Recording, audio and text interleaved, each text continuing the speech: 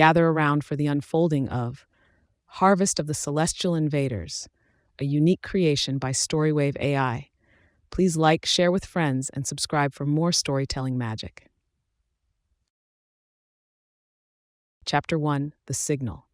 The cosmos whispered secrets through the interstellar void, and on that fateful night, as I sat in the observatory's womb, its voice came as a cryptic oscillation, an anomaly against the backdrop of celestial white noise. My name is James Callahan, and what I discovered amidst the myriad of data was a pattern that defied all conventional understanding, a signal from the Pleiades constellation, an illuminator that no human technology could mimic. At first, I thought it a mistake, a glitch in the observatory's sophisticated machinery. But as I recalibrated the instruments and the signal persisted, the reality of its existence sent a pulse of exhilaration through my veins. The array of screens before me seemed to dance with the light of 1,000 distant suns, but it was the singular, unwavering message from the Seven Sisters that held my gaze. The signal was an inscrutable sequence of prime numbers, a universal language of mathematics that transcended the barriers of species or origin. I had always believed that if we were to encounter an intelligence beyond Earth, it would speak in this exact language. And now it seemed someone was reaching out. I turned to my colleague, Evelyn, who had been working alongside me, decrypting the depths of the universe's mysteries. Her eyes, wide with astonishment, met mine. "Jim, do you realize what this means?" Evelyn's voice was a harmonic blend of excitement and trepidation. I nodded, my cybernetic arm instinctively tightening its grip on the console. "We're not alone, Evie, and whoever or whatever is out there is leagues beyond us in terms of technology." The days that followed were a maelstrom of activity. World leaders convened, scientists debated, and the media churned out speculation that ranged from the hopeful to the apocalyptic. The signal had not only brought the scientific community together, but had also ignited a global discourse on our place in the grand tapestry of existence. In the corridors of power, I found myself an unexpected guest, my insights sought after by those who held the reins of civilization. The serene halls of the United Nations headquarters became a crucible of ideas and strategies. "We must approach this as an opportunity, not a threat," I asserted, facing a sea of faces that represented the mosaic of Earth's populace. My voice, deep and calm, seemed to resonate with the gravity of the moment. An ambassador from a powerful nation raised a skeptical eyebrow. "And if their intentions are not benign, Mr. Callahan, we must consider the safety of our people." I understood the fear, the instinctual need to protect our own. But the signal, its mathematical purity, spoke of a desire to communicate, not to conquer. "Our greatest defense will be our understanding of their technology, their science," I countered. "If we can decipher the intricacies of the signal, perhaps we can unravel the intentions behind it." The room hummed with whispered conversations, a symphony of languages that reflected the urgency of the situation. In the midst of this earthly tumult, I found myself drawn to the observatory, to the silent communion with the stars. It was there that I met Zara Thessalia, the Emissary, a figure of reptilian origin whose species had lived in secret alongside humanity for centuries. Her presence was a revelation, her scales catching the light as if she were carved from the very essence of the earth. "James Callahan, you seek the truth behind the stars," Zara's voice hissed with an elegance that belied her alien form. "My kind has knowledge that may aid you in comprehending the Anunnaki's message." I was taken aback by the offer, but I understood the necessity of alliance in the face of the unknown. The reptilians had a grasp of cosmic mechanics that we had yet to fathom, and Zara's bioluminescent tattoos seemed to map the very algorithms of the universe. "We accept your offer, Zara," I replied, my resoluteness firm. "Together, we may stand a chance against whatever comes." As Earth braced for the arrival of the Anunnaki, the advanced race whose signal had upended our understanding of the cosmos, I knew that the days ahead would challenge the very fabric of our existence. But in the convergence of human and reptilian intellects, in the shared pursuit of knowledge, there was hope. The signal had been the harbinger of change, an invitation to join the cosmic conversation, and we as a species were ready to respond. Chapter 2, First Contact.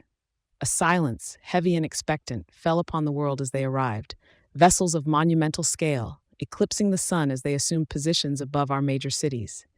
Their ships were an armada of polished obsidian, seamless in construction, defying gravity with a quiet dignity that was neither boastful nor threatening, yet undeniably potent. I, James, stood alongside my peers on the rooftop of the observatory, our eyes turned skyward, our breaths stolen by the spectacle unfolding above. The Anunnaki had made their presence known, not with the whispers of a distant signal, but with the resounding clarity of their colossal starships.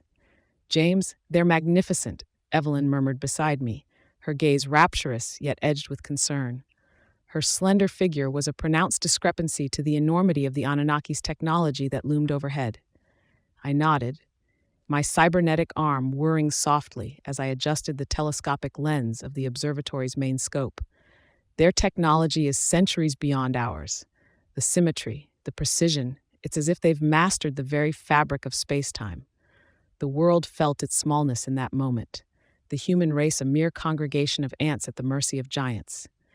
The Anunnaki's demands came not long after their arrival, broadcasted in every language, a message as clear as it was chilling. "We seek an audience with your leaders." Regal's voice boomed, a sonorous cascade that seemed to vibrate through the core of the planet. "Surrender your sovereignty and join the greater cosmic order." Panic ensued, a global tremor of fear and uncertainty. Military forces stood on high alert, their weapons pitifully inadequate against the celestial titans that now shared our skies. Secret meetings convened in bunkers and war rooms, the leaders of the world grappling with the unthinkable. Evelyn and I found ourselves ushered into one such clandestine assembly, a gathering of minds and might. The air was thick with tension, the weight of impending decisions heavy upon the shoulders of those present. "James, Evelyn, your expertise is invaluable," a general addressed us, his face a mask of grim resolve. "We need to understand their language, their intentions. Evelyn, your skills in cryptography could be the key to deciphering their communications."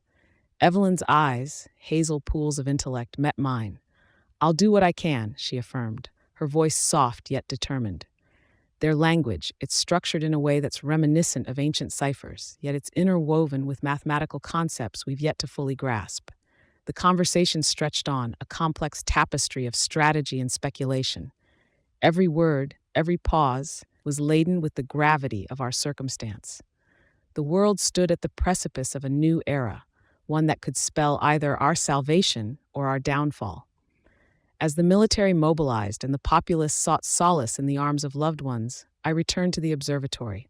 The Anunnaki's ships were now a constant in the sky, a reminder that the universe was vast and filled with enigmas beyond our understanding. Yet, amidst the fear, there was a flicker of something else, curiosity. The Anunnaki had come, and with them they had brought the promise of cosmic knowledge, a glimpse into the machinations of advanced civilizations. The night was no longer silent, nor was it still. It was alive with the possibility of first contact, a chance to step beyond the cradle of Earth and into the vast nursery of the stars. And as I gazed up at the Anunnaki's ships, I realized that in the face of the unknown, humanity's greatest asset was its unyielding desire to learn, to explore, to understand. Our story was just beginning. Chapter 3, Alien Arithmetic. In the cavernous silence of the makeshift lab, Evelyn's eyes were stars fixed upon the screens, her fingers dancing across the keyboard in a symphony of intellectual pursuit. I stood at the threshold, observing her merge cryptology and mathematics with the finesse of a master composer. "Evelyn," I called out, my voice barely a ripple in the ocean of her concentration. She glanced up, her gaze snapping into the present. "James," she acknowledged, a slight furrow in her brow, hinting at the mental gymnastics she was performing. "I've stumbled upon something, a pattern within the Anunnaki's transmissions.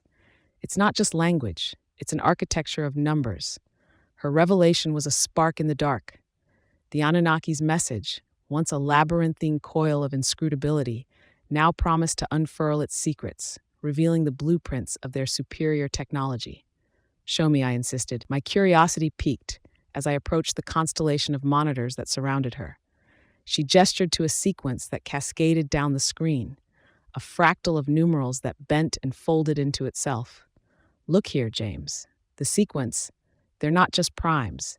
It's a recursive function, but with layers of encryption that I've never seen before. It's like it's like they're using mathematics to paint the very essence of their thoughts. The room felt charged with the static of discovery. Here we were, standing on the precipice of understanding, yet the chasm between our knowledge and theirs seemed to yawn ever wider. Could this be a map to their technology? I pondered aloud, my mind racing with the implications. Evelyn nodded slowly, her platinum blonde hair catching the glow from the screens. If we can decode this, we might unlock innovations beyond our wildest dreams. Or, she paused, the gravity of her words hanging between us, we might discover something we're not prepared for. The hours that followed were a headlong dive into the abyss of alien arithmetic. As Evelyn worked to unravel the cryptographic knots, the room became a crucible of muttered equations and scribbled theories. The air was thick with the scent of overheating processors and stale coffee, a token to our relentless quest. The more we decoded, the more complex the Anunnaki's mathematical structure appeared. It was a tapestry woven from the very fibers of the universe, an algorithmic key to phenomena that could either elevate our civilization or reduce it to ash. James, I need to cross-reference these patterns with quantum field theory, Evelyn said, her voice a soft yet urgent command. If their technology is based on principles we've yet to fully understand, we might be dealing with something that could alter reality as we know it. Our dialogue was a bridge between worlds, a merging of her cryptographic genius and my astrophysical insights. Together, we were more than the sum of our parts. We were a force that could perhaps meet the Anunnaki on equal footing. Yet, even as we toiled, the shadow of trepidation loomed. The Anunnaki had given us a puzzle, but with each piece we placed, the potential for peril grew. Knowledge, especially of this magnitude, was a double-edged sword, one that could defend or destroy. Evelyn's race against the clock was more than a quest for comprehension. It was a tightrope walk over an abyss of the unknown. But it was a journey we were committed to, for within the paradoxical heart of the Anunnaki's alien arithmetic might lie the salvation or the doom of our world. Chapter 4, The Reptilian Revelation. The world as we knew it teetered on the brink of a paradigm shift when Zara, the emissary of an ancient earthbound race, stepped into the limelight of human affairs. As she unfolded the hidden chronicles of her people before the assembly of wary government officials, the air thickened with a cocktail of skepticism and awe. Our existence on this planet predates your earliest civilizations, Zara began, her emerald eyes locking on to each member of the council in turn, her voice a hissing sibilance that commanded attention. We have watched you evolve and have remained in the shadows, out of a mutual preservation pact made with your ancestors. The council chamber, a room that had seen countless discussions shaping the course of human history, was now the setting for a revelation that would redefine it. The high-backed chairs, usually occupied by confident decision-makers, now cradled figures stiff with tension. Preservation pact? General Marcus, a man with a square jaw set in a perennial scowl, voiced the question on everyone's mind. Why reveal yourselves now? Our concealment was bound to the promise of non-interference, Zara explained, her muscular frame straightening with an air of regal diplomacy. The arrival of the Anunnaki breaks this ancient covenant. It is time for our races to stand united. I, James, listened intently from the sidelines, my mind racing to assimilate the influx of information. The walls of the chamber, adorned with portraits of historical leaders, seemed to shrink under the weight of Zara's words. Evelyn, standing beside me, clutched a notepad to her chest, her eyes reflecting a mixture of fascination and incredulity. But can we trust them, James? Their technology could be invaluable, but at what cost? Her question was the silent echo of the room's collective apprehension. Zara continued, undeterred by the thick fog of distrust. Our technologies have developed in parallel with yours, yet our understanding of the cosmos is far more intricate. We have devices that manipulate gravitational fields, energy sources that harness the power of subatomic particles, and our understanding of space-time could provide you with the means to confront the Anunnaki. Secretary Adams, a woman of sharp intellect and sharper suits, leaned forward, her hands tented in contemplation. What do you seek in return for this? Alliance? Coexistence, Zara replied simply. Our fates have been intertwined without your knowledge for eons. We now offer you the olive branch of shared knowledge and defense. The atmosphere was electric with unspoken deliberation, the council members exchanging glances of uncertainty and calculation. The potential of such an alliance was vast, yet the shadows of history were littered with the remnants of broken pacts and betrayed trusts. As the meeting adjourned, with more questions than answers hanging in the balance, Evelyn and I retreated to the observatory's sanctuary. The array of telescopes and computers, once solely our window to the universe, now felt like the nerve center of an impending collaboration of cosmic proportions. "They have been here all along, Evelyn," I said, my voice barely above a whisper, as I gazed through the observatory's glass dome at the starlit sky. "Their revelation changes everything." Evelyn nodded, her expression pensive. "And yet, James, if we are to face the Anunnaki, we need every advantage we can get. The reptilians' history is our untapped well of knowledge. The game had changed, the board set with new players holding cards of unfathomable value.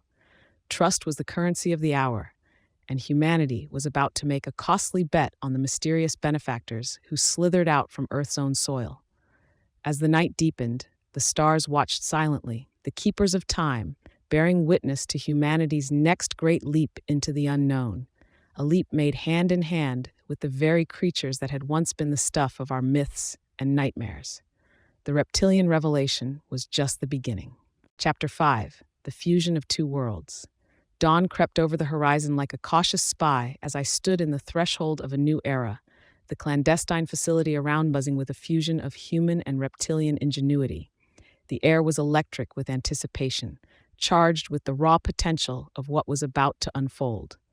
Before me lay the culmination of our joint venture, a device that gleamed with an otherworldly aura, the fruit of merged technologies from two disparate worlds.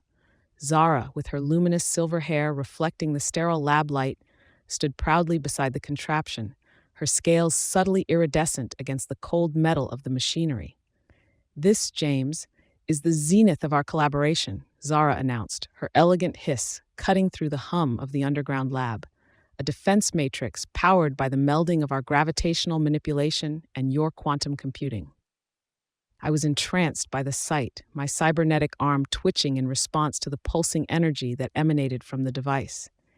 Evelyn, her platinum blonde hair tied back in a utilitarian ponytail, approached with a mixture of reverence and trepidation. "It's incredible," she whispered, her gaze scanning the complex network of conduits and crystalline nodes. "But have we considered the repercussions? The integration of such disparate technologies is uncharted territory." Her words resonated with the silent question that hung in the minds of all present. The alliance, though formidable on paper, was a delicate tapestry of trust and necessity, easily unraveled by fear or misunderstanding. General Marcus, his typical stoicism replaced with a flicker of curiosity, eyed the device with a tactical mind. "How do we control it?" he inquired, his voice betraying no hint of the skepticism that creased his brow. Zara's response was swift, her confidence unshaken. "We have designed an interface that accommodates both human and reptilian interaction. The controls are intuitive, responsive to thought as much as touch."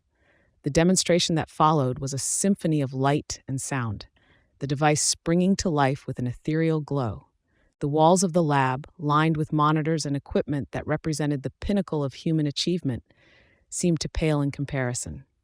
As the defense matrix projected a shimmering field that danced with the precision of mathematical constructs, I felt a surge of hope.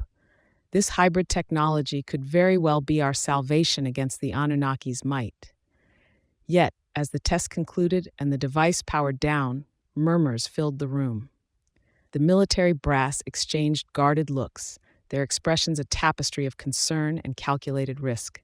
"Zara, how can we be certain this won't backfire?" Secretary Adams asked, her voice steady but her eyes searching.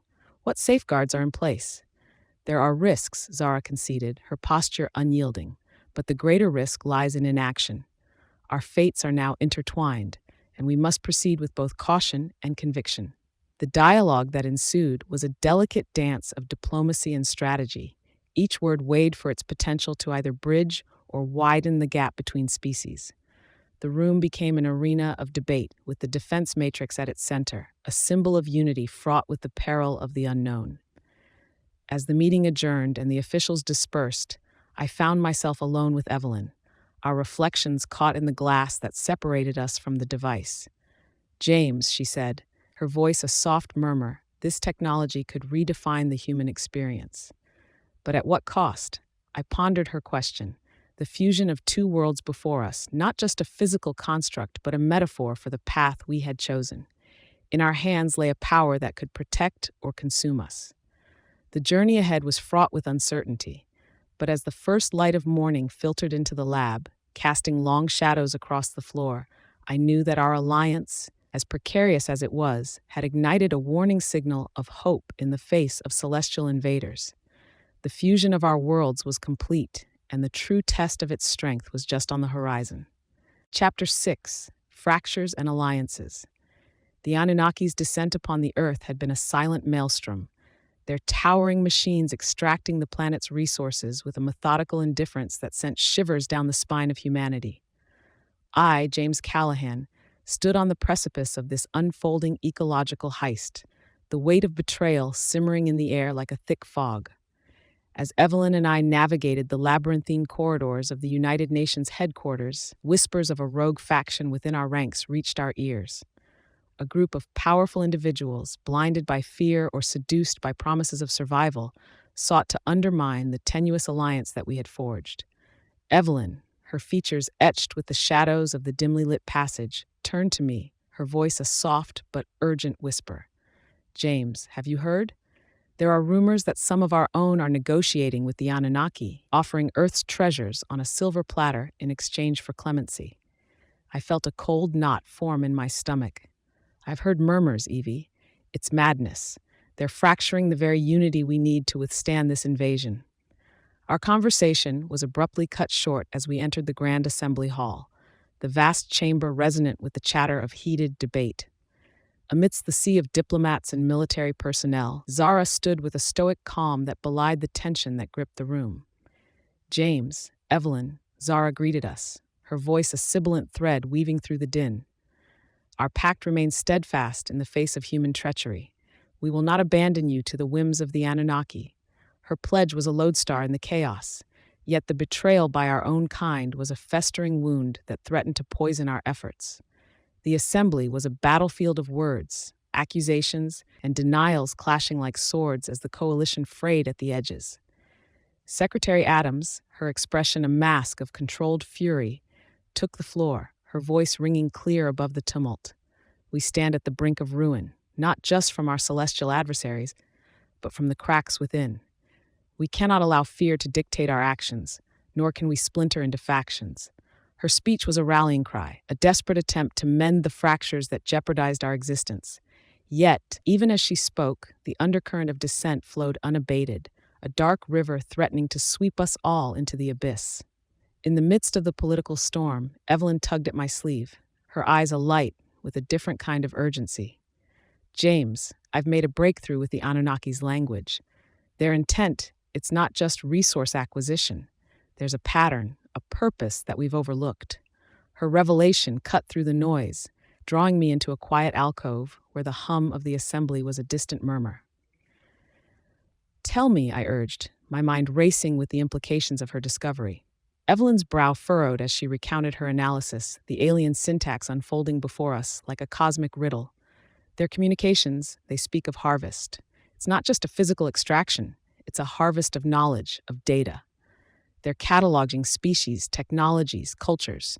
Earth is an archive to them, and we are merely entries." The pieces of the puzzle began to fall into place. A chilling mosaic of intent that painted the Anunnaki not as mere conquerors, but as collectors of worlds. As the assembly adjourned, the fractious energy of the room dissipating into the corridors of power, Evelyn and I were left with the task of fortifying our alliance against the dual threats of internal strife and an enemy whose hunger for knowledge knew no bounds. The fractures within our coalition ran deep, but the revelation of the Anunnaki's deeper motive bound us with a new sense of purpose. We would not be mere footnotes in an alien anthology. We would write our own destiny, one forged from the fusion of human and reptilian resolve.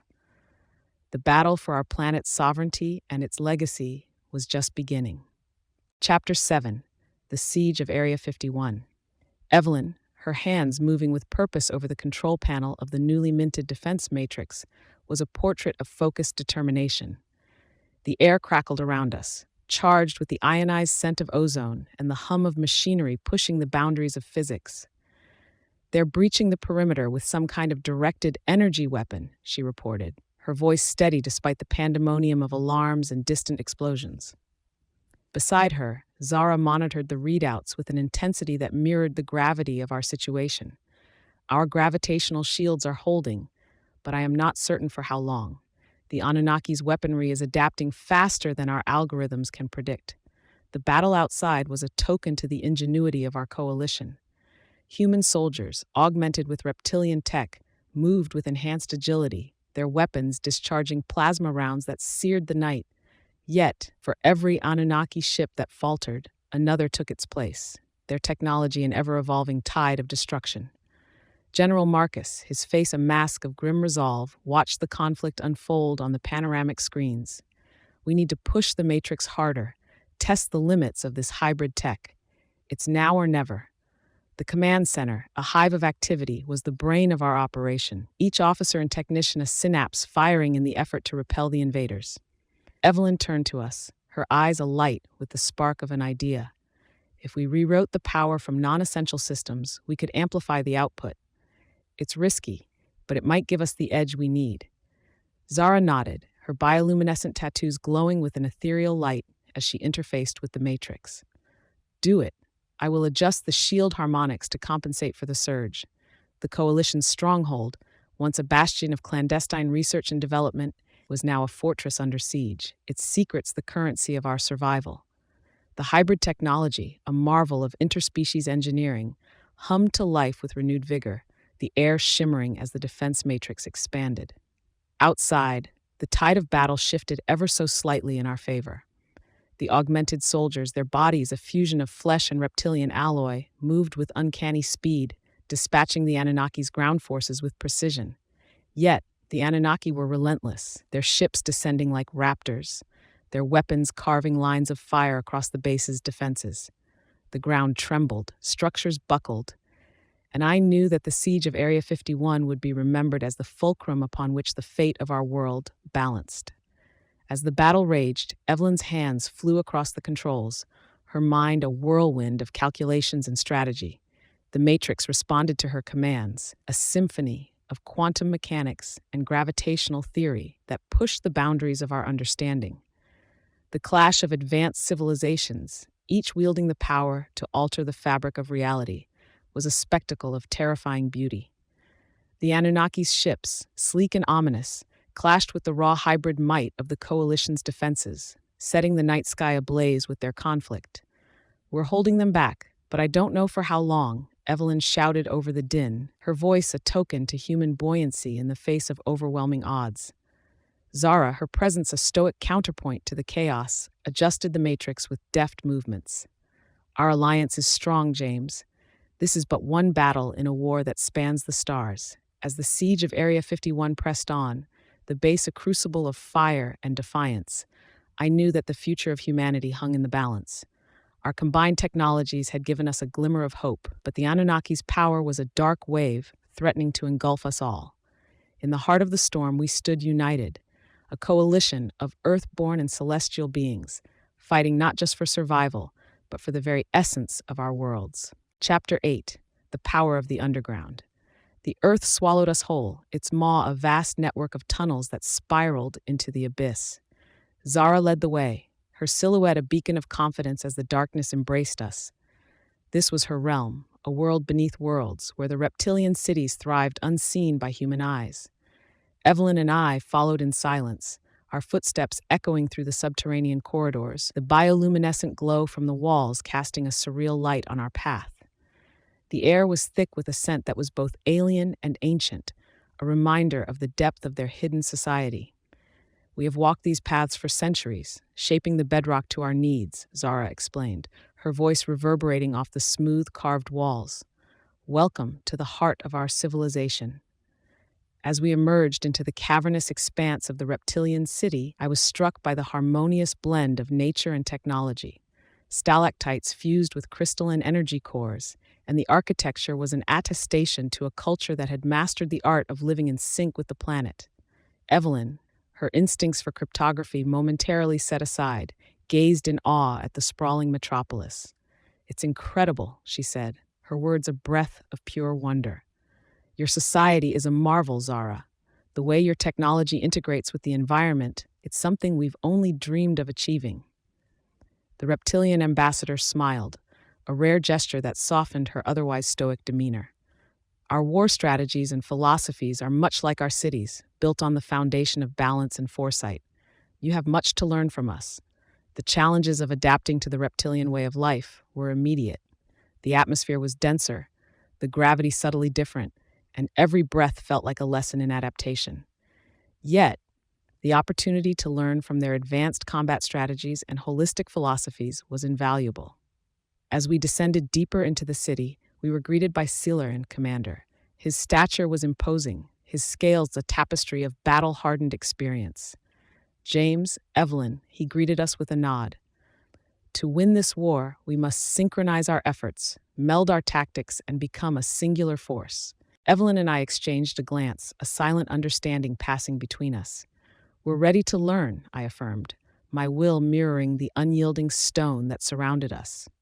Selar led us to the command center, a hub alive with activity. Reptilian officers moved with a fluidity that spoke of a deep connection to their environment, their movements a dance of precision and purpose. "The Anunnaki are not the first threat we have faced," Selar began, his tone a low rumble that resonated with authority. "Our strategies are a culmination of experiences etched into the very fiber of our being." Evelyn leaned in, her mind always seeking patterns, connections. "Your combat techniques, are they based on specific principles? Mathematical models, perhaps?" Silar's eyes glinted with approval. "Indeed. We apply the principles of fractal geometry to our formations, the Fibonacci sequence to our tactics. Nature's patterns are our greatest allies in battle." The conversation stretched on, hours passing as strategies unfolded like complex equations given life. The reptilian philosophy of war was both an art and a science, a fusion of instinct and calculation that elevated their prowess. Amidst the exchange of knowledge, the subtle tension of trust lingered. Humans and reptilians, two species with a history shrouded in secrecy, now stood shoulder to shoulder against a common foe. The alliance was a fragile construct, but our commitment to each other's survival was the mortar holding it together. As we resurfaced to the world above, the stars seemed to shine with a different light. The power of the underground, the might of the reptilian cities and their readiness for war, had imparted upon us a new perspective. We returned to the surface world changed, armed not only with advanced technologies, but with the profound wisdom of an ancient race. The coalition was stronger for it, a united front poised to face the Anunnaki with the combined might of two worlds. The siege had been a crucible, but the power we had tapped into beneath the Earth's crust was the true force to be reckoned with. Chapter 9. The Ethics of Resistance. The sterile air of the conference room in the subterranean city was charged with the kind of tension that precedes a storm. Around the table, the faces of the coalition's leading figures were etched with the gravity of our situation. General Marcus, his posture rigid as the steel of the chair he occupied, broke the silence that had settled upon us. "We are not the Anunnaki. We do not conquer. We defend," he asserted, his gaze scanning the room like a lighthouse beam cutting through fog. "But to survive, we must wield their own sword against them." Evelyn, her analytical mind ever at work, leaned forward, her hands folded neatly in front of her. "Marcus, it's not that simple. The technology we've acquired, it's not just a weapon. It's an extension of their philosophy, their way of life. Can we use it without compromising our own principles?" The question hung heavily in the room, a specter that had haunted many of our discussions. Zara, her emerald eyes reflecting the ambient glow of the energy cores that powered the city, addressed the concern with a diplomat's poise. "To resist is to adapt," she offered. "Our own technologies are born of necessity, as will be the synthesis of our combined knowledge with that of the Anunnaki. There is no moral weight to survival, only necessity." A murmur of dissent rippled through the room as Dr. Singh, the leading voice in the field of ethics and the newest addition to our ranks, stood. His voice was calm, yet it carried the weight of conviction. We are defined by our choices in the face of adversity. To use their technology without restraint is to mirror their disregard for autonomy. We must not lose ourselves in the pursuit of victory. The debate that followed was a tempest of opposing viewpoints, a clash of ideologies that reflected the schism forming within our ranks. Some, like Dr. Singh, advocated for a measured response, a path that preserved our moral high ground. Others, spurred by General Marcus's call to arms, saw no other choice but to fight fire with fire. Evelyn's contribution was a measured stream of logic. If we have the means to protect our planet, to safeguard our species, are we not obligated to use it? Our enemy has no such qualms. Her words were a lance piercing the heart of the dilemma. The Anunnaki had not hesitated to impose their will upon us, to harvest our world without consent. Yet the idea of emulating their methods was a bitter pill to swallow. As the arguments waxed and waned, the room became a battlefield of philosophy and strategy. The echoes of our discourse reverberated off the stone walls, a testimony to the depth of our predicament. The session stretched into the night, the lines between right and wrong blurring with each passing hour. The coalition, a tapestry woven from the threads of disparate cultures and species, was being tested. In the end, as the meeting adjourned, the determination was as clear as it was unsettling. We would use the Anunnaki's technology, but with the restraint that defined us as distinct from our invaders. The ethics of resistance would be our guiding light, even as we ventured into the moral twilight of war. As Evelyn and I exited the conference room, the corridors of the reptilian city felt narrower, the weight of our decision a shroud upon our shoulders. Yet, in the darkness of the underground, the determination of the coalition flickered like a flame, refusing to be extinguished. The moral implications of our resistance were as complex as the scientific and mathematical constructs that underpinned our strategy. But one truth remained constant. In the shadow of the Anunnaki's might, we would stand united. Our humanity, the pharos that guided our way through the encroaching night. Chapter 10. Calculated Risks. Darkness wrapped around us like a cloak as we crouched in the shadow of a colossal Anunnaki structure, its surface a lattice of glowing runes and undulating metal. The air vibrated with the hum of alien machinery, a constant reminder of the formidable intelligence we were about to challenge. Evelyn, her face set in a mask of focus, checked the portable decryption device one last time, a confluence of reptilian hardware and her own linguistic genius. "Remember, stay out of sight," I whispered to the team, a hand-picked group of reptilian technicians and human operatives trained for this very moment. "Evelyn, are you sure you can crack their command network?" She nodded, her eyes reflecting the eerie light of the structure. "The language is complex, but it's a pattern, a code. If I'm right, we'll have a window into their operations, maybe even find a way to turn the tide." The plan was audacious, bordering on the reckless. We were to infiltrate the Anunnaki compound, allowing Evelyn to interface directly with their network. Each step was a gamble, a roll of the dice with the highest stakes imaginable. Cellar, his scales a muted silver in the moonlight, adjusted the settings on a device that cloaked our presence. We've synchronized the phase modulators to their scanning frequencies. It should render us invisible to their sensors, but we must be swift. The reptilian's confidence was reassuring, yet the gravity of our mission pressed down on us, a tangible weight. As we moved closer to the structure, the ground beneath our feet was a tapestry of alien minerals, each step a crunch of foreign soil. Evelyn paused at the entrance, a seamless aperture that yawned before us like the mouth of some great beast. Her fingers danced over the decryption device, coaxing it to life as she began the hack.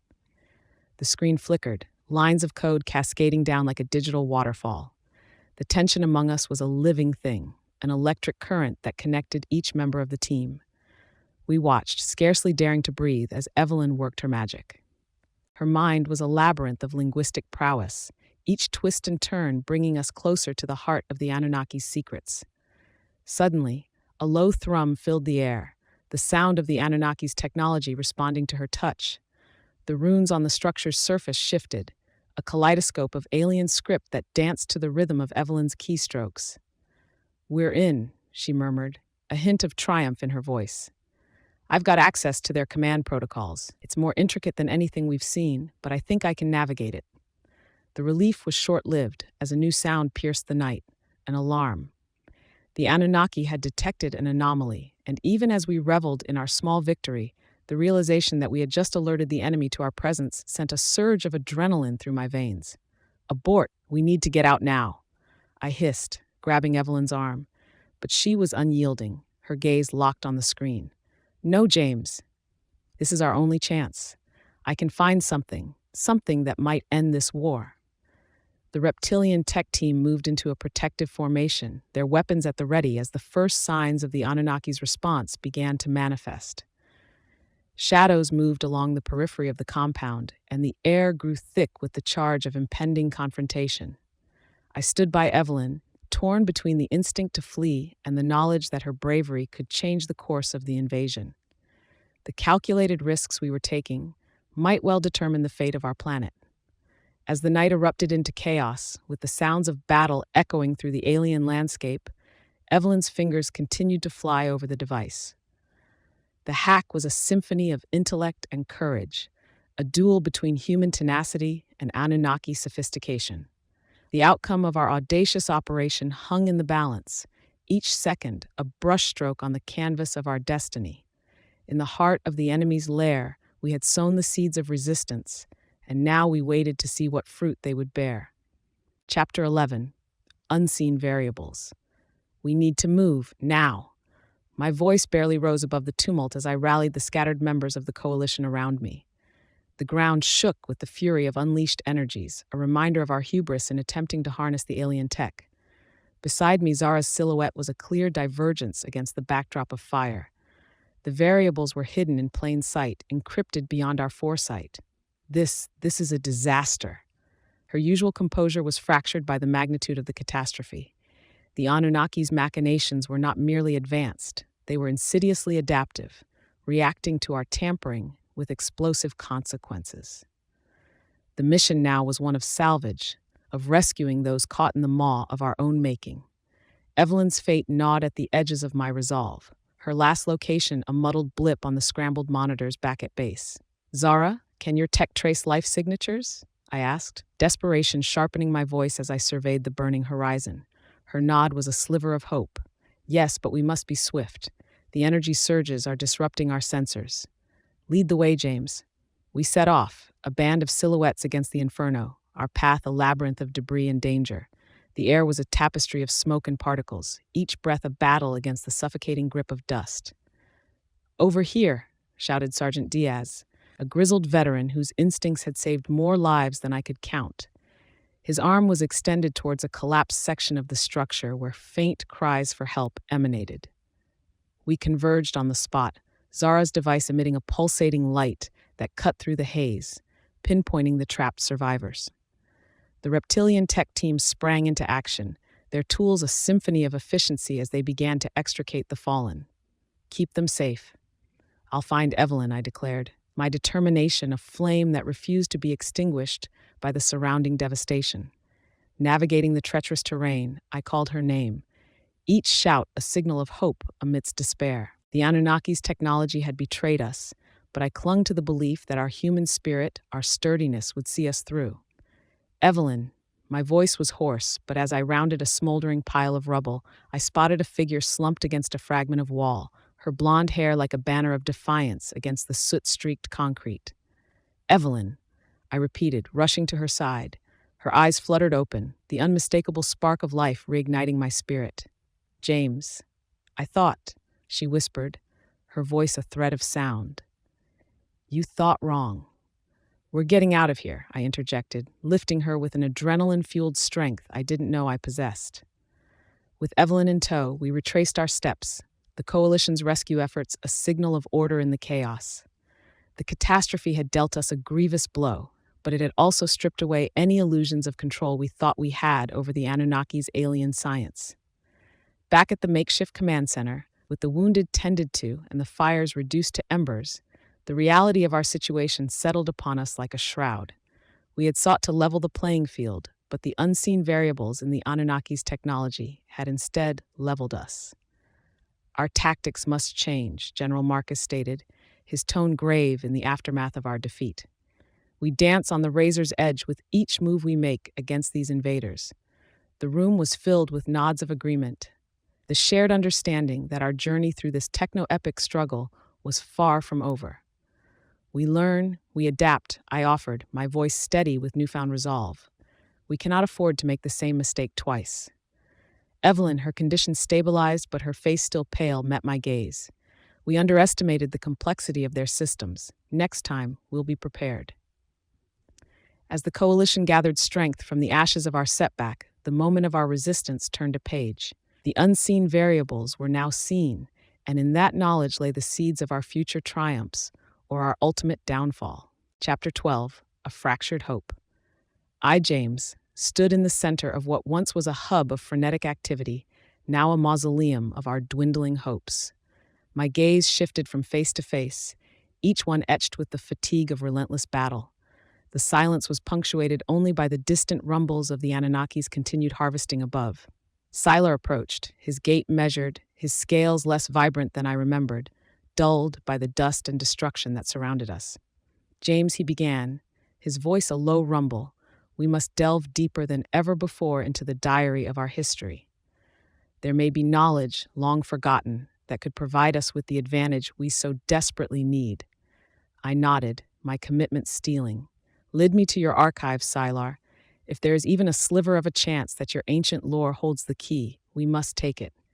Together, we traversed the labyrinthine passages that led to the heart of the reptilian enclave, a vast library carved into the bedrock of the earth itself.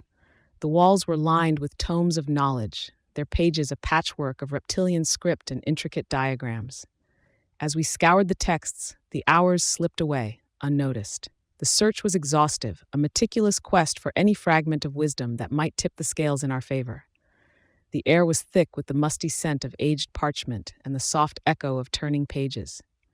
Finally, Zara joined us, her eyes scanning the volumes with an intensity that belied her usual composure.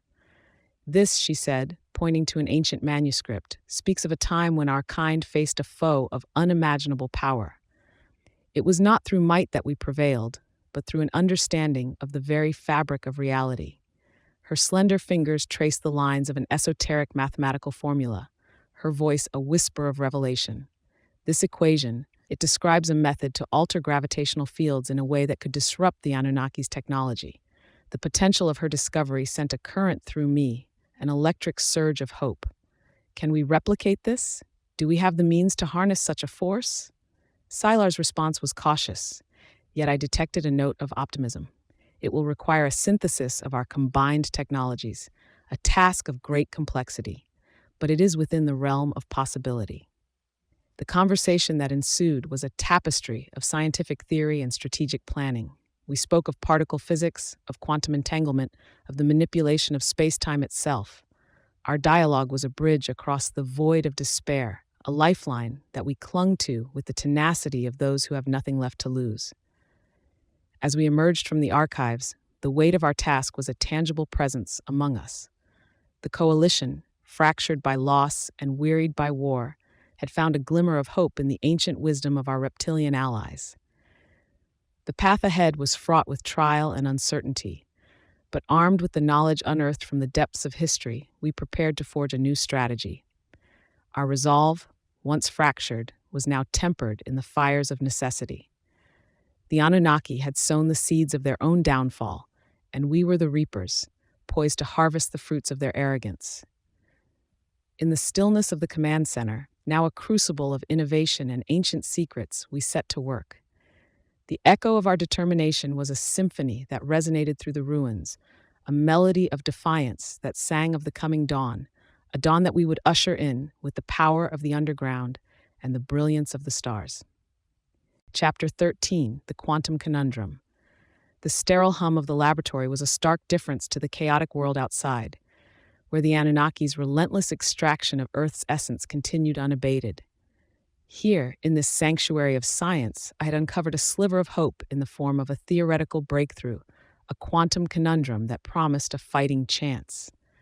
The discovery was accidental, a byproduct of sleep-deprived musings and relentless calculations. It was a manipulation of quantum states that could, in theory, disrupt the Anunnaki's energy matrices.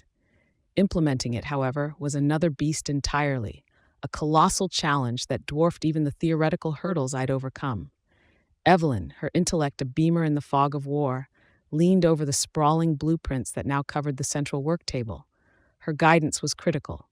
Without her insights, the theory would remain just that, a collection of ideas with no anchor in reality. "James, this is remarkable," she remarked, her voice steady, eyes tracing the labyrinthine schematics. "But to construct a device capable of exploiting these principles within our time frame it's daunting." Silar and Zara joined us, their reptilian forms towering over the work table, their eyes sharp with the understanding of what was at stake. "We've faced the impossible before," Silar stated, his voice a low rumble. "What you propose may well redefine the art of war. Tell us what you need, and it shall be done." The plan was ambitious: to build a device that could harness the volatile nature of quantum fields, turning the Anunnaki's own weapons against them. The room buzzed with activity as the coalition's finest congregated, each contributing their expertise to the puzzle. We debated, we theorized, we argued over the finer points of quantum entanglement and particle behavior. Each voice added to the chorus of scientific inquiry, the air alive with the electricity of collective genius, modulating the quantum field in such a manner. "It's never been attempted," Dr. Schneider, a physicist with a mind like a steel trap, pointed out. "The energy requirements alone are astronomical."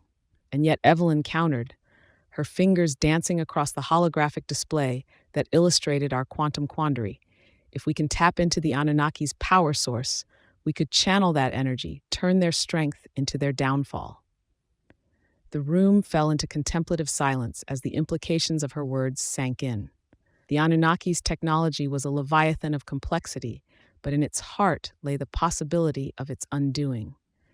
"Then it's settled," I declared, my voice cutting through the haze of doubt.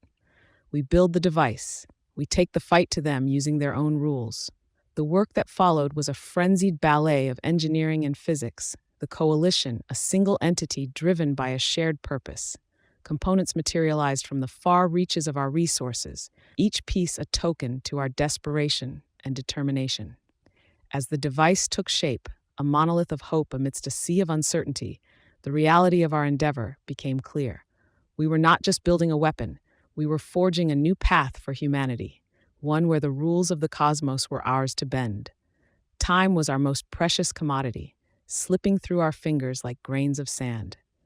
The Anunnaki's grip on our world tightened with each passing day, but in the heart of the laboratory, we fought back with the power of our intellect, the strength of our will. Under Evelyn's watchful eye, the quantum device grew from theory to reality, a construct of metal and ambition. The coalition worked in unison, a symphony of human and reptilian innovation that defied the darkness encroaching upon our world. As the final piece was set into place, the weight of our task settled upon me. Success was a mere whisper in the void, but failure was not an option. We were the architects of our own fate, and in the quantum conundrum lay the key to our salvation or our demise. Chapter 14, The Anunnaki Enigma. Upon entering the observatory, I found Evelyn surrounded by ancient tomes and humming consoles, the glow of the screens casting an otherworldly hue on her focused countenance. She beckoned me closer, her hazel eyes alight with the fire of discovery. "James," she began, her tone imbued with a gravity that immediately anchored my full attention. "I've delved into the Anunnaki's transmissions, cross-referenced their patterns with lost texts of antiquity, and the truth, it's both incredible and terrifying." Leaning over the cluttered desk, I peered at the data splayed across the monitors, a mosaic of alien script and mathematical formulas. "What is it, Evelyn? What have you found?" She hesitated, then spoke with a deliberate cadence. "The Anunnaki, they're not just here to harvest resources or information. They're running from something even they fear. This harvest of theirs is a preparation, a means to an end we couldn't have fathomed." The revelation sent a shiver down my spine. The invaders, our celestial nemesis, were themselves in flight. The implications were staggering, the strategic avenues it opened up, endless. So they're vulnerable, I mused aloud, the gears of strategy already turning in my mind. If we can ascertain what they're fleeing from, we could use it. Evelyn nodded, her fingers tracing the air as if she could physically manipulate the elusive threads of this newfound knowledge. Exactly. But we must tread carefully, James. This truth holds power beyond our comprehension. We risk not just Earth's safety, but potentially that of the entire cosmos. I understood the weight of her words, the delicate balance upon which our next actions must tip. We convened with the coalition's leaders, General Marcus, Zara, and Sylar, in the war room, a chamber now brimming with a renewed sense of purpose. Friends, I addressed the gathered assembly, my voice a lodestar of newfound resolve. Evelyn has uncovered a critical piece of the puzzle. The Anunnaki are not invincible conquerors. They are refugees in a cosmic struggle we are only beginning to understand. General Marcus, his countenance a mask of stoic leadership, leaned forward, his interest piqued. If there's a chink in their armor, we exploit it. But we need to know what we're dealing with. What's the nature of this threat they fear? Evelyn stepped forward, the data from her research casting a kaleidoscope of light across her face. It appears to be an existential threat, a force or entity that even they cannot withstand.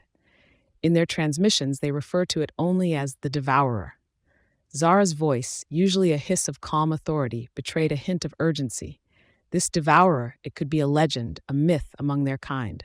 Or it could be something real, something as old as the universe itself. The room erupted into fervent discourse, each member voicing their theories, concerns, and strategies. The air was thick with the scent of determination, each breath a shared commitment to confront the Anunnaki with the newly unearthed truth. We must devise a plan that leverages this knowledge without succumbing to it, Sylar intoned, his eyes scanning the room, settling on each face with a measured gaze. Our approach must be as precise as it is bold. The dialogue that ensued was not merely an exchange of words, but a confluence of ideas, a convergence of human and reptilian intellect that mirrored the complexity of the universe itself. We were no longer disparate beings bound by circumstance. We were a coalition united by a shared revelation, our single-mindedness crystallized by the secrets we now held. As the meeting adjourned, the path ahead was clear, though fraught with the unknown. We would face the Anunnaki with the weapon of truth, a blade forged from the very enigma that had brought them to our doorstep. And in doing so, we stood on the precipice of either Earth's salvation or its ultimate downfall. Chapter 15, The Fulcrum of Fate. A silence, dense and expectant, blanketed the control room as the switch was thrown. The hum of the quantum device filled the air, a sound like the universe exhaling as it came to life, casting an otherworldly glow over the faces of the coalition. The Anunnaki's ships hovered above, their presence and suffocating shadow over the earth. But today, we stood ready to shift the balance. Evelyn's eyes were locked on the monitors, her voice steady as she narrated the unfolding events. Power levels are holding steady. Quantum fields are interacting with the Anunnaki's energy matrices. We're seeing fluctuations in their shield frequencies. Sylar, standing firm and resolute beside her, watched the readouts with predatory focus. The moment of truth is upon us. If these calculations are precise, their technology will begin to destabilize. The coalition's offensive was a gambit of unprecedented scale, the culmination of every sacrifice, every piece of unearthed knowledge we had fought to obtain. The quantum device, our harbinger of hope, was the fulcrum upon which Earth's fate would pivot. As we monitored the effects, reports began flooding in. All around the globe, the Anunnaki's machines faltered, their once impenetrable armaments flickering with uncertainty. The tide of battle was turning, but the war was far from over. It was then that he appeared. Rhaegal, the Anunnaki commander, his image materializing before us through the haze of disrupted energy fields. His form was a towering mass of regal authority, his voice a sonorous force that filled the chamber. James, he addressed me directly, his piercing blue eyes seeking mine through the screen. This is a futile effort. You cannot comprehend the forces you are meddling with. I stepped forward, my steadfastness as unyielding as the steel that surrounded us. We understand more than you know, Rhaegal. Your reign of fear ends today. Rhaegal's laugh was a rolling thunder that seemed to shake the very ground beneath us. You are insects, defying the storm. but you have spirit, I will grant you that. The chamber was a crucible of tension, every eye fixed on the exchange.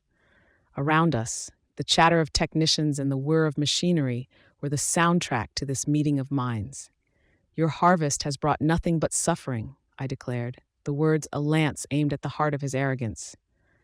We will not stand idly by while you strip our world bare. Regal's gaze hardened, the aura of power that radiated from him, a palpable force. So be it. Witness then the might of the Anunnaki. The transmission ended abruptly, and the control room erupted into a controlled chaos. Orders were issued, defenses bolstered, and amidst it all, the quantum device continued its work, an anchor of defiance in the storm of conflict. Evelyn turned to me, her usually unflappable demeanor betraying the intensity of the moment.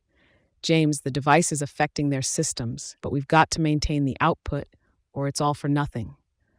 I nodded, my attention split between the battle outside and the calculations that would determine our future.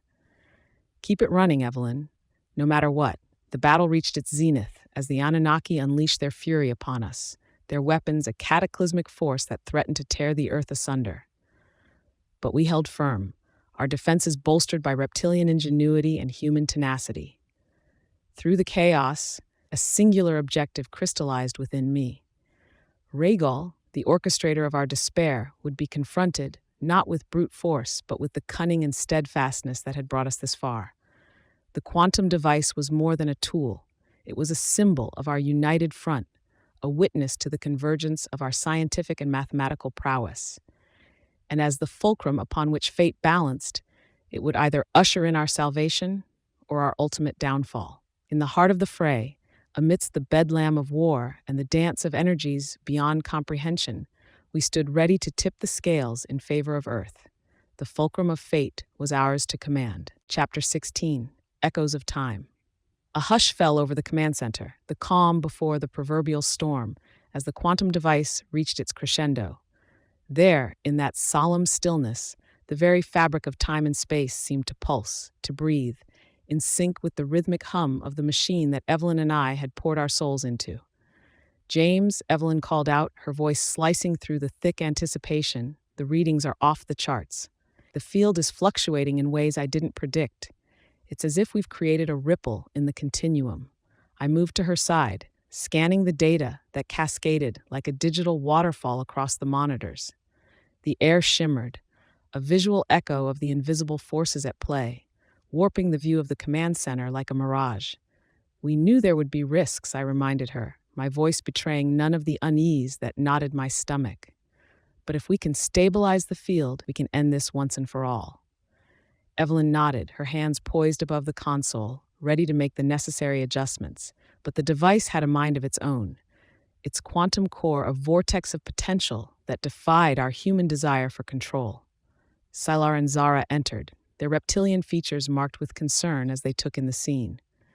The Anunnaki's response is erratic, Sylar reported, his eyes fixed on a display showing the battlefield. Their ships are caught in the temporal wake. The confrontation had indeed led to a cascade of events that none could have anticipated. The battlefield, once a defined arena of conflict, now stretched and folded upon itself, a cosmic canvas being painted and repainted by an unseen hand. I turned to Evelyn, the gravity of our situation etched on her face. The device, it wasn't meant to do this. We have to shut it down before it consumes everything, us included. Her gaze met mine, a storm of intellect and fear waging war in her eyes. Shutting it down could be just as catastrophic. We're dealing with forces that humanity was never meant to wield. The command center became a crucible of decision, every soul within its walls looking to us for the command that would determine their fate. Outside, the echoes of time reverberated, the Anunnaki and our forces locked in a struggle not just for victory, but for existence. We need a third option, I said, the words tumbling out as the seed of an idea took root. Evelyn, what if we redirect the energy, create a controlled loop that neutralizes the field? She considered this, her mind working at a frenetic pace. It's possible, but we'd need to recalibrate the entire system, and there's no guarantee it'll work. Zara stepped forward, her voice a marker of calm in the tempest. Let us aid you. Our understanding of gravitational fields may be the key to your plan. Together we set to work, the coalition of human and reptilian minds a covenant to our united front. The command center was alive with the fervor of activity, each member playing their part in the symphony of salvation we hoped to orchestrate. Evelyn's hands moved with a grace born of desperation, her commands to the quantum device a litany of hope. Sylar's input was invaluable, his knowledge of the cosmos a guiding light in the darkness. The device responded, a beast tamed by the will of its masters, the temporal distortions beginning to ease, to settle into a rhythm that held the promise of stability. As the field stabilized, the Anunnaki's ships came into clear view, their once implacable forms now flickering with vulnerability. Rhaegal's image appeared once more, his visage a mask of fury and disbelief. "You dare defy the laws of the universe," he bellowed, the threat in his voice a clear sign that we had indeed turned the tide. Evelyn and I exchanged a resolute nod. "It's not defiance," I declared, "but discovery. We've seen the echoes of time, Rhaegal, and we've learned their song." The device hummed, a covenant to our defiance, our ingenuity, our unwillingness to yield. And in that moment, as the quantum conundrum settled into a harmonious solution, we knew that the future of humanity was once again in our hands. Chapter 17, The Paradigm Shift. The air became charged, a static tingle against the skin as the device reached its zenith, a crescendo of energy that promised to redefine our very understanding of the cosmos. Evelyn, her focus unyielding, monitored the readings that now painted a picture of a universe far more intricate than we had ever imagined. "Look at this, James," she beckoned, her voice a steady buoy amidst the rising tide of anticipation. The device, it's not just affecting their ships, it's rewriting the rules of physics as we know them. I moved to her side, peering at the displays where streams of data coalesced into patterns of sublime complexity. "Incredible," I murmured, my mind racing to keep pace with the implications. "The Anunnaki, they've known this all along, haven't they? Their technology, it was never just about conquest." Evelyn nodded, her eyes reflecting the glow of the monitors. "It seems so. They've been searching for something that lies beyond the boundaries of space and time as we understand them." The revelation hung heavy in the room. The Anunnaki, our indomitable foes, had motives that transcended our most profound theories, leaving us on the cusp of a monumental choice.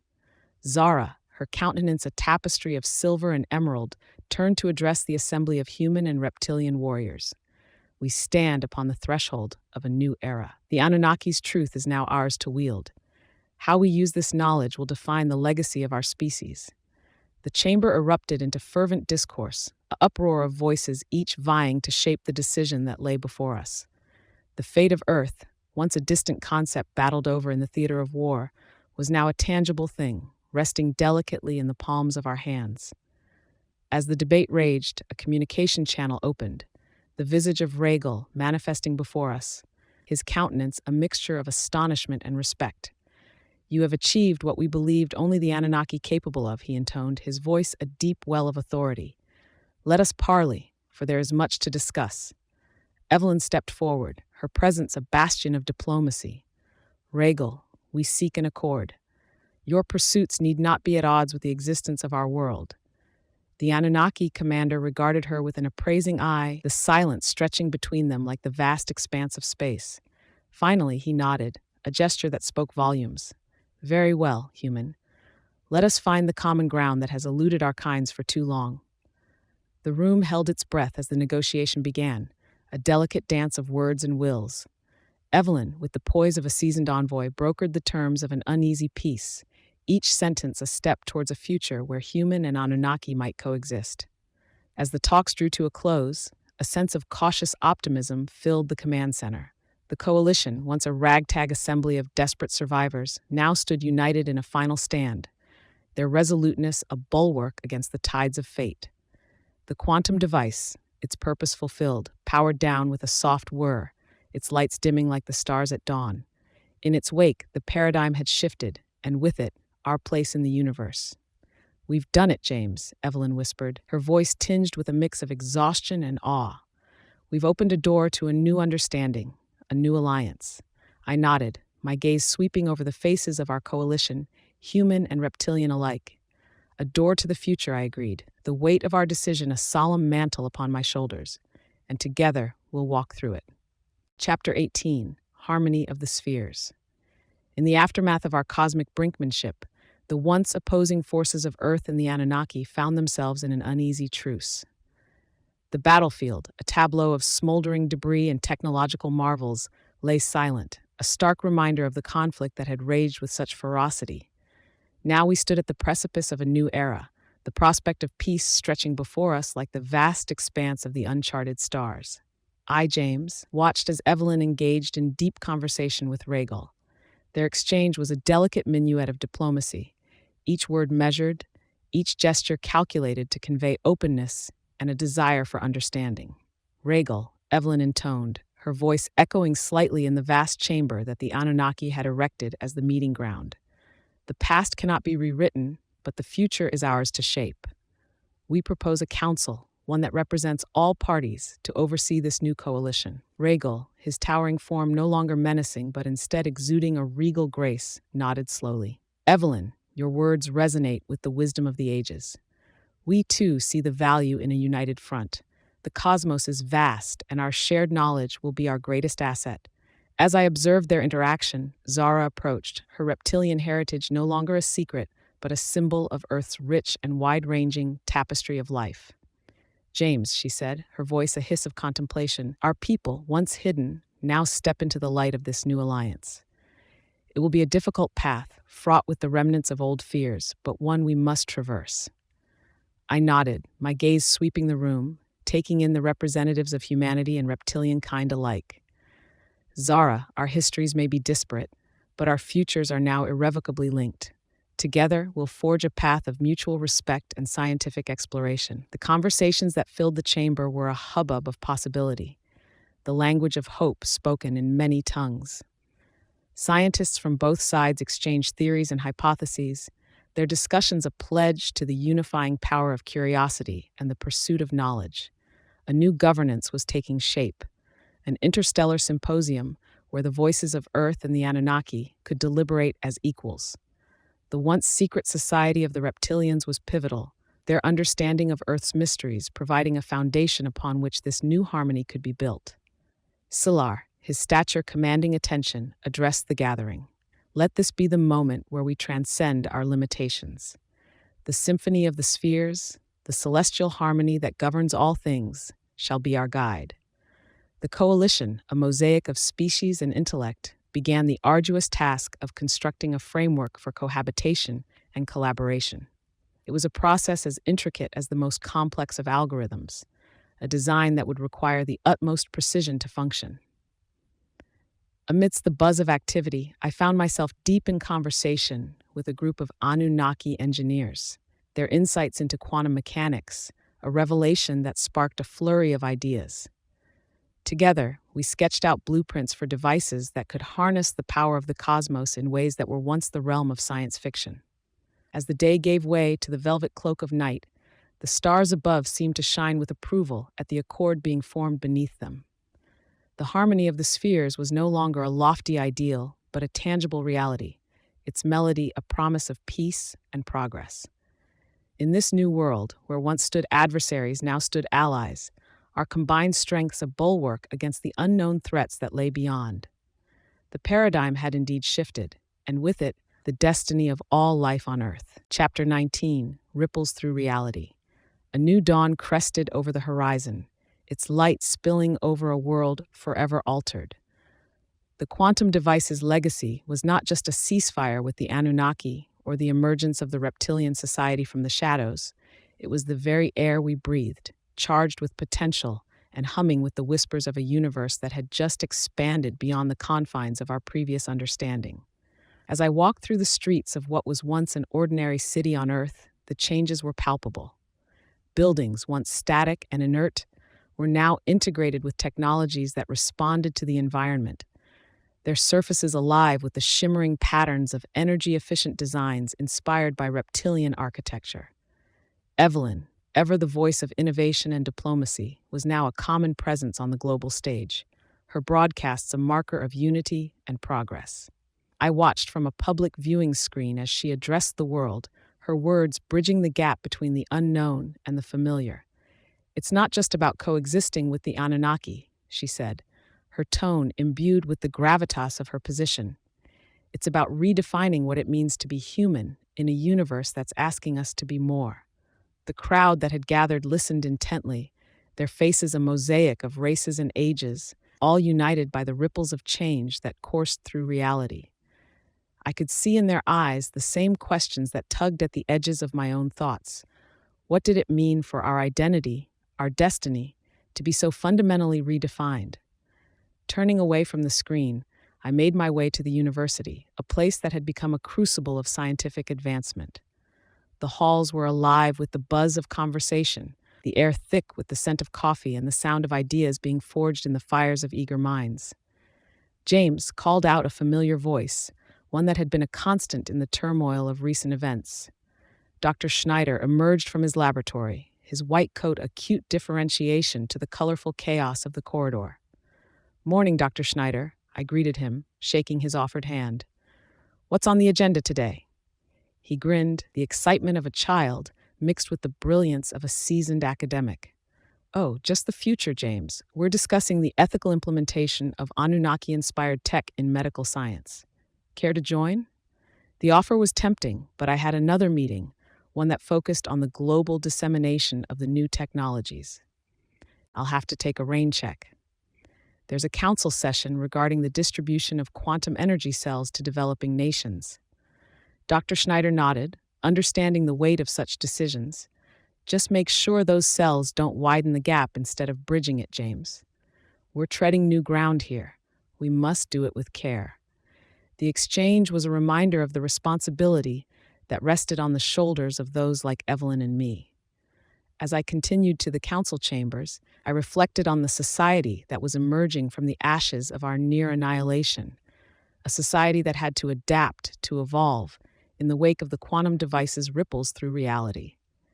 The council meeting was a gathering of some of the brightest minds from across the globe, each member tasked with ensuring that the new technological landscape was one of equity and ethical consideration. Our priority is to ensure these advancements uplift humanity as a whole, not just a privileged few, I emphasized, my voice echoing in the chamber. We have a chance to redefine the global hierarchy, to build a world where access to energy, to knowledge, is a right, not a luxury. Nods and murmurs of agreement filled the room, the collective will of the council a force that promised to drive us into a future bright with promise. Yet the road was long and the challenges many. As the meeting drew to a close, I found myself on the observatory's viewing platform, the city sprawling below. The Anunnaki ships, once harbingers of doom, now floated peacefully in the sky, their presence a reminder of the delicate balance between two worlds. Evelyn joined me, her presence a comfort. "Diplomatic relations are solidifying," she shared, her gaze on the horizon. "The Anunnaki are as invested in this partnership as we are. Their knowledge of the cosmos could be the key to our next leap forward." I turned to her, our shared mission unspoken but ever present. "Together, then," I said, "we'll ensure that leap doesn't become a fall." The night crept in, the stars a glittering tapestry of possibility. In the harmony of the spheres, we found our rhythm, our place in the grand design. Earth, once a solitary note in the symphony of the galaxy, now played in concert with forces once beyond our wildest dreams. Chapter 20, Beyond the Horizon. The launch pad was abuzz with activity, a hive of humans and aliens working in harmonious synchrony. I found myself standing at the edge of the platform, gazing at the vessel that symbolized our collective future, a gleaming testament to interstellar collaboration. The ship, christened the Harmony, bore the insignia of Earth, Anunnaki, and reptilian heritage. Today, it would carry us beyond the horizon into the great expanse of the unknown. As final preparations were made, Evelyn joined me, her gaze fixed on the Harmony. "It's hard to believe we've come this far," she said, the reflection of the ship's hull dancing in her eyes. "To think that this ship will be the first to carry a joint crew into deep space." The corners of my mouth lifted in a smile, a spontaneous reaction to the enormity of the occasion. It is a monument to what we can achieve when we set aside our differences and look towards a common goal. The hum of the engines grew to a crescendo, a low-frequency anthem that resonated in the very marrow of my bones, Around us, technicians and engineers of varying species conducted final checks, their voices a symphony of technical jargon and last-minute adjustments. Zara approached, her scales catching the light of the rising sun. James, Evelyn, this moment marks a new chapter in our shared history. Our ancestors looked to the stars and dreamt of touching them. Today, we fulfill that dream. Her words, full of gravitas, echoed the stance that hung palpable in the air. The Harmony's impending launch was not merely a voyage. It was the embodiment of our united vision. Selar, standing beside Zara, his presence as commanding as ever, nodded in agreement. The challenges we will face are as boundless as the stars themselves, but together, there is no frontier we cannot brave. The drive for exploration was indeed fraught with new challenges. The unknown variables of deep space, the potential encounters with other civilizations, the environmental and physiological effects on the crew, all were opportunities wrapped in the gossamer of risk. Evelyn turned to address the assembly of crew members, her voice carrying the weight of responsibility. Today, we embark on a journey not just of distance, but of understanding. Let us be the vanguards of a future where exploration and knowledge are the beacons that guide our way. The crew, a diverse cohort representing the best of our united civilizations, responded with a resolute nod. They were ready, their training a rigorous tapestry of simulations, theoretical studies, and practical experience. As the countdown commenced, the voices of the control center melded into a singular chant, marking the time until the Harmony would break the surly bonds of Earth's gravity. The air was electric with anticipation, every breath a shared moment of history in the making. 5, 4, 3. The chant continued, a cadence that punctuated the dawn of our cosmic odyssey. I felt Evelyn's hand on my shoulder, a reassuring pressure. 2, 1. And then with a burst of controlled fury, the Harmony ascended, a brilliant speck soaring towards the heavens. The coalition watched in silent reverence as the ship became one with the sky, its trajectory a promise etched against the backdrop of an infinite canvas. This was our legacy, the culmination of a conflict that had taught us the value of unity, the power of curiosity, and the boundless potential of our collective spirit. As the Harmony disappeared beyond the horizon, I reflected on the lessons learned, the future that awaited, and the uncharted territories that beckoned. In the clearness of our story's scientific and mathematical techno-epic archetype, we had found not an end, but a beginning. The stars, once distant and cold, now called to us as kin, and we, the children of Earth, answered with the full might of our wonder and ambition. Chapter 21, The Cosmic Accord. Evelyn, standing at the podium with the poise of a seasoned diplomat, addressed the gathered assembly. Today marks not an end, but a beginning, she declared, her voice resonating in the vast chamber. The accord we form now is the framework upon which we will build a shared destiny. The representatives from Earth, reptilian kin, and Anunnaki alike formed a sea of faces, each reflecting the journey that had led us here. Among them was Selar, his scales now adorned with the emblem of the Council, a circle entwined with 3 stars symbolizing our unity. Rhaegal, standing tall and imposing yet with a softened edge to his once imposing demeanor, inclined his head in agreement. The past has scarred us all, he acknowledged, his voice deep and rich. But we choose to let those scars be lessons, not chains. We stand together, committed to a voyage of discovery and growth. The hall erupted in murmurs of consensus, the sound like the rustle of leaves in a gentle wind. I watched, my heart swelling with a mix of pride and trepidation, as representatives stepped up to sign the accord, a document inscribed with the languages and symbols of our respective races. Zara, who had become more than an emissary, more than a symbol of her people's once hidden society, now took to the stage. This council, she said, gesturing to the assembly, will oversee not just diplomatic relations or trade, but the very essence of our coexistence, our scientific endeavors, our cultural exchanges, our exploration of the stars. I could see the weight of history in her emerald eyes, the knowledge of what it meant to emerge from the shadows into the light of a new era. Her voice carried an undercurrent of wisdom, resonating with the very walls of the hall that seemed to pulse with the promise of the future. As the final signature was etched onto the accord, the chamber filled with a harmonious sound, a chorus of voices from every corner of the hall, each singing in their native tongue, yet somehow creating a symphony that transcended language. Evelyn returned to my side, her eyes bright with the reflection of the chamber's ambient glow. "James," she said softly, "we've come so far from where we began.